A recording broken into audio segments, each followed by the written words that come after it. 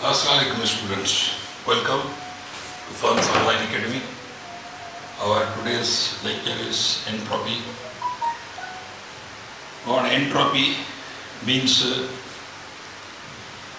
measure of disorder of the system. Entropy also called the measure of disorder of the system. Disorder of the system. Measure of disorder of the system. Now try to understand. First kyo. बाबा ही असां वटि हिकिड़ो thermodynamic system आहे, engine ई तस्वर कयो। ॾिसो जेकर first कयो असां वटि सोर्स आहे, यानी सोर्स, त पोइ सोर्स जे मॉलिक्यूल्स जो टेम्परेचर,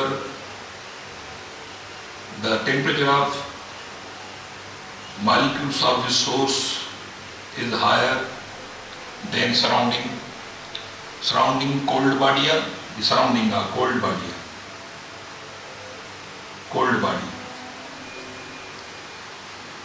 And first कयो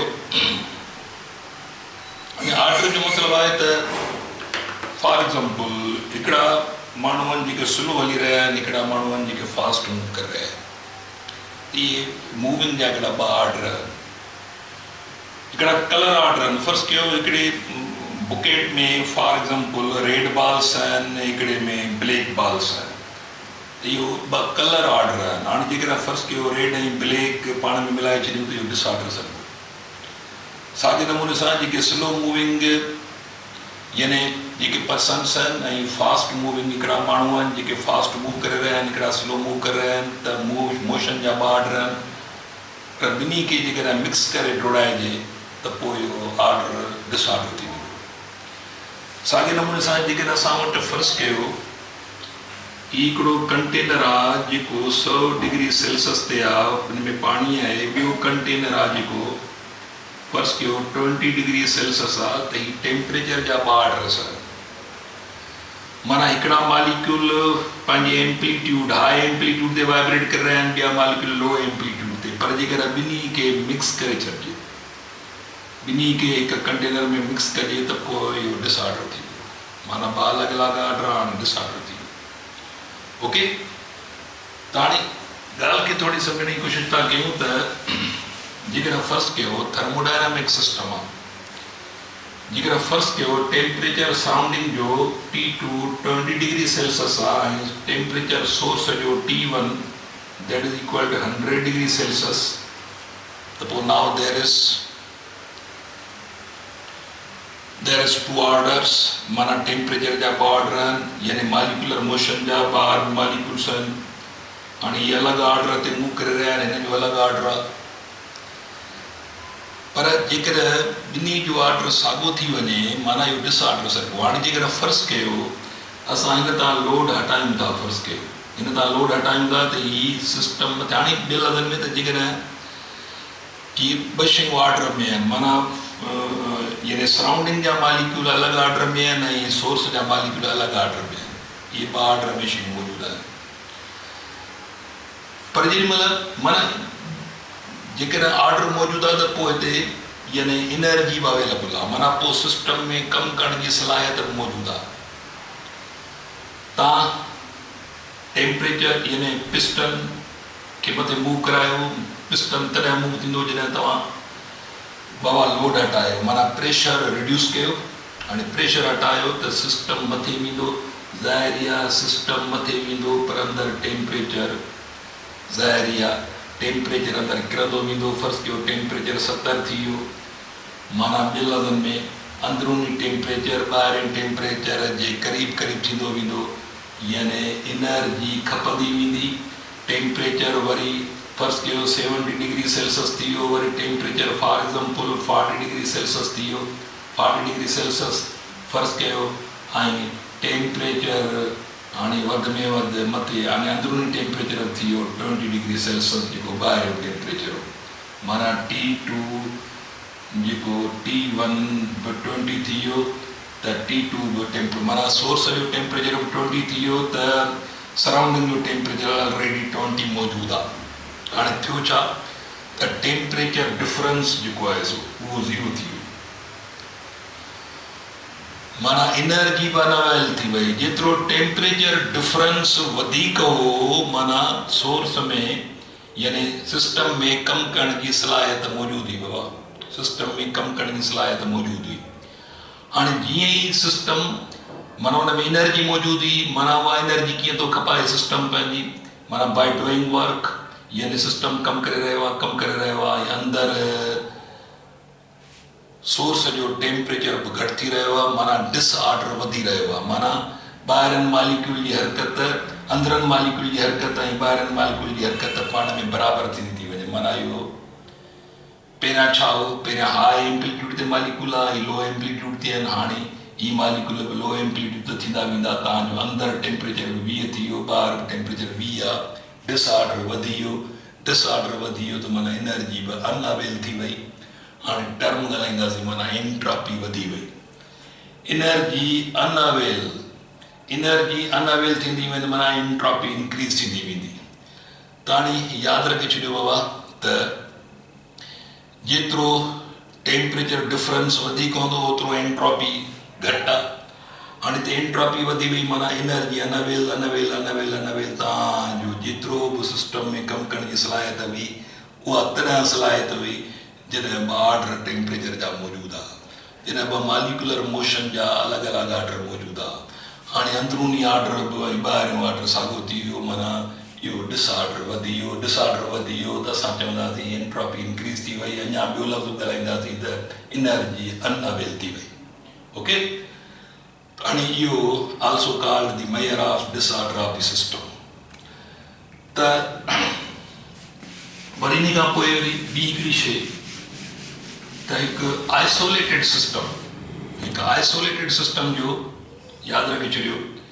आइसोलेटेड सिस्टम या इंसुलेटेड सिस्टम, माना जंहिंमां हीट इन बि न थिए आउट बि न थिए, त उनजो या त एंट्रोपी इंक्रीज थींदी आहे या त कांस्टेंट रहंदी आहे। हाणे जेकॾहिं फर्ज़ कयो तव्हां लोड हटायो था त हिन सिस्टम जी एंट्रोपी इंक्रीज थींदी। एंट्रोपी इंक्रीज माना एनर्जी अनअवेल थींदी वेंदी, उहा यूटिलाइज़ थी वेंदी वर्क डन में। तव्हांजो अहिड़ी हद ईंदी जो वधीक जेॾी महिल एंट्रोपी मैक्सिमम इंक्रीज थी वेंदी, इन जो मतिलबु आहे त एनर्जी मुकमल अनअवेल थी वई, सिस्टम में कमु करण जी सलाहियत ख़तमु थी वई। पर जेकॾहिं साइक्लिक प्रोसेस आहे त पोइ जेकॾहिं पिस्टन मोटी थो अचे वापसि फर्ज़ कयो ऐं इंसुलेटेड सिस्टम आहे, हीट ख़ारिज कान थी थिए, त पोइ एंट्रोपी में change in entropy is equal 0, माना एंट्रोपी इन जो मतिलबु आहे त एंट्रोपी खे एस सां ज़ाहिर कबो आहे। जेकॾहिं सिस्टम वापसि मोटी ईंदो त पोइ एंट्रोपी कांस्टेंट ई रहंदी, माना S is equal to constant. त थर्मोडायनेमिक सिस्टम में यादि रखे छॾियो, यानी आइसोलेटेड सिस्टम हूंदो त उनजी एंट्रोपी या त इंक्रीज थींदी आहे या त कांस्टेंट रहंदी आहे। कांस्टेंट बिन सूरत में जो सिस्टम साइक्लिक प्रोसेस पूरो करे, माना हिकु साइकिल मोटी जे त वरी बि टेम्परेचर साॻियो थी वेंदो, माना ॿिए लफ़्ज़नि में त ऑर्डर जेको आहे सो वरी उहो सेम पोज़ीशन ते थी वेंदो।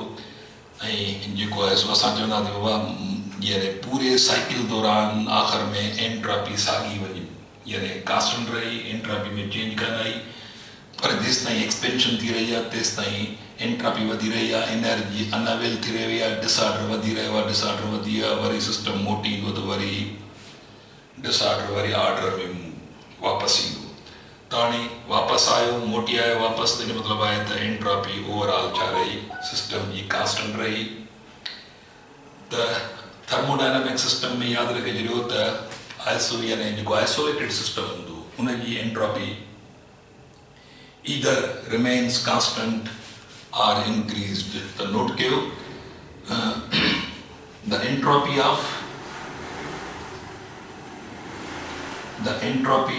of an isolated system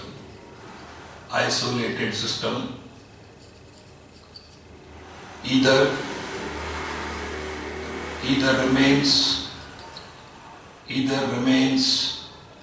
constant are increased, either remains constant or increased. या तो constant रहती है या तो increase थी. Okay. तानी entropy यानी change in entropy is equal to heat supplied over constant temperature.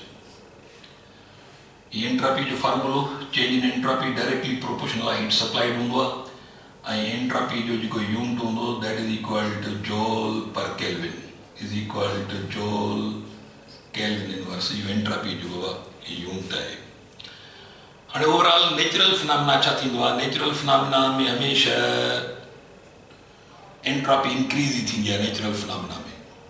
तावट first के जिक्र for example तव्हां हिकिड़ो आयरन जो ब्लॉक आहे तव्हां वटि उहो फर्नेस मां भट्टीअ मां कढी ॿाहिरि था रखो रेड हॉट आहे हाणे ख़ुदि पाण आयरन जो ब्लॉक हाई टेम्परेचर ते आहे सराउंडिंग उन जे मुक़ाबले में कोल्ड सघबी हाणे ॿ ऑर्डर मौजूदु आहिनि हिन जा मालिक्यूल जेके आहिनि फास्ट आहिनि पर सराउंडिंग जा मालिक्यूल स्लो आहिनि माना हीअ हॉट बॉडी आहे कोल्ड बॉडी आहे हीअ ॿ ऑर्डर मौजूदु आहिनि पर कुझु वक़्त खां पोइ छा थींदो कुछ वक्त खां पोइ इन बॉडी जो टेम्परेचर बि सराउंडिंग जे बराबरि माना जेको पहिरियां ऑर्डर माना ॿिए लफ़्ज़नि में ॾिसो त सोर्स बि मौजूदु आहे फर्स्ट जो सोर्स आहे ऐं ॿाहिरि सिंक सॾिबी आहे माना सोर्स ऐं सिंक मौजूदु हूंदो माना एनर्जी अवेलेबल आहे